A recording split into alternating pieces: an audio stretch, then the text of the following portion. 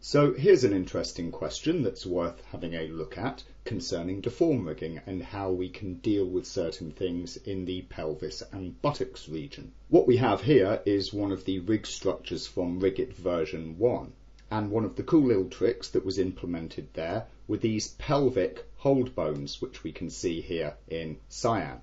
These help to hold up geometry around the pelvic region, and they mediate their motion in a couple of ways. First of all, we have this hips root that lets us swing the hips from side to side, and you can see that in this instance the bones there hold up a halfway structure in between.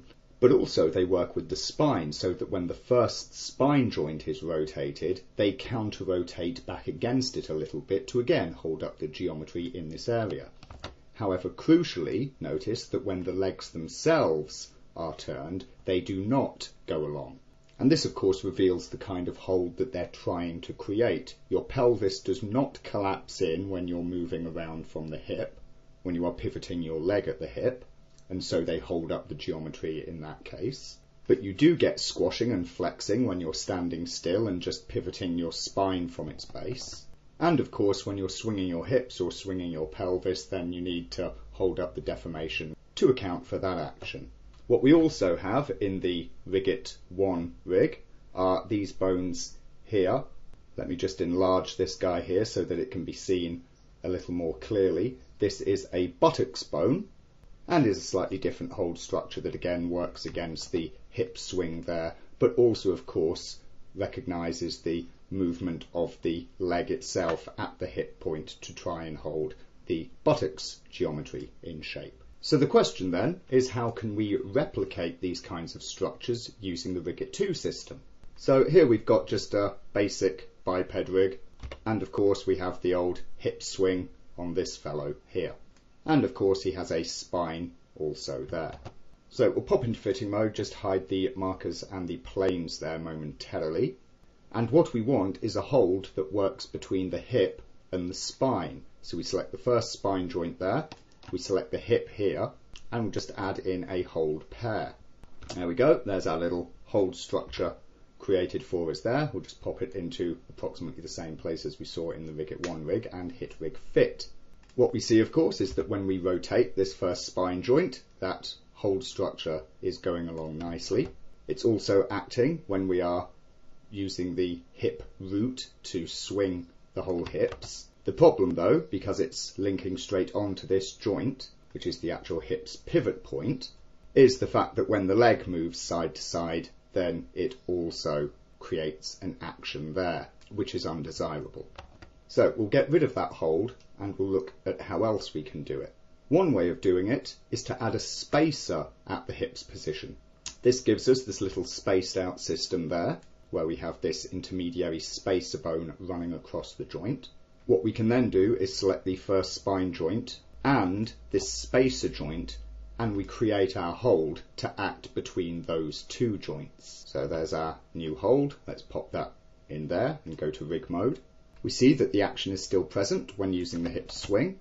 It is still present again when rotating the first spine joint, and crucially when the leg moves side to side, the action is either killed off or minimized massively due to the lesser rotation at this point here, the spacer point. Another way to think about it is that it would be good if you could just have a single static joint in here, which still followed the hip swing, but which was not following the action at the actual hip joint controller itself. So here with my basic preset, I'm actually going to select that first leg and clear part. That gets rid of the legs there, and I'm going to add a new pair of legs, but I'm going to add a girdle to them. So we add our pair of legs there, which are coming off of course the hip's root, and what we wind up with is a pair of legs that have a girdle, just like a shoulder girdle or collarbone. Now ordinarily, certainly in humanoid bipeds, this isn't a structure that you really want or need to use, but of course you can create it and choose not to use it. Just so as I don't make such a mistake when animating, I will of course use the rigging toolbox here to just hide away those controllers so that they're never seen. But what this means I can do now is I can take my first spine joint there, I can take the girdle joint, and I can add the hold so that it respects the motion of those two joints. When we go into rig mode then, what we have of course is this pelvic hold structure that works with the hip swing. It works with the spine rotation, but it is static under movement of the leg, irrespective of whether we have a spacer joint at this hip point or not. And so in either of those two ways, we can quickly and easily create a hold structure there in the pelvis that mirrors what we had in Rhiggit 1. So how about the buttocks then? Well, pretty much a similar thing. I'm going to select the girdle joint here, and I'm going to select the actual hip rotation joint there. And if you were using a spacer, that would be the second joint down, the one at the end of the spacer, and I'll add my hold there. Here it is. Let's just pop that into an approximate buttocks position like that. Drag it out so that we can see it, and we will rig fit. We see that it holds firm with the pelvis when we're swinging, just like in Rhiggit 1. And it also gives us this intermediary hold when the leg is moving back and forth like this to hold up a buttock structure, as well as allowing us to then further manipulate that buttock via the deform controller. The other way that we could set up a buttock would be in fact to use the muscles, however, rather than a hold. So what I'll do is I'll select in this case the girdle joint and that actual hip rotate point again. You could perhaps, if you were wanting, come off the main root and go to the hip. That would also function perfectly well.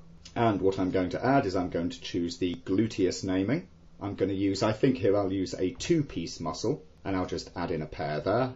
Bingo, our little muscle part appears like this. We shall rotate it into position somewhere around here and bring the mid marker back there so as we're actually rounding out our muscle into the shape of the buttock. Let's just make it quite big, shall we? Nice big butt. And thus when we go into rig mode, we now have this butt muscle structure stretched across between our actual hip area and the leg itself, with the result that when the leg is moving around, there is our butt squishing and stretching to, of course, hold up the buttock area with this nice scaling muscle control. And of course, we have these controls that we can grab to further manipulate the buttock geometry as we see fit when we are animating. So there we go, a few extra tips on using holds and muscles and spacers around areas of the hip to try and create the kind of precise deformation structures that we're looking for in a given character.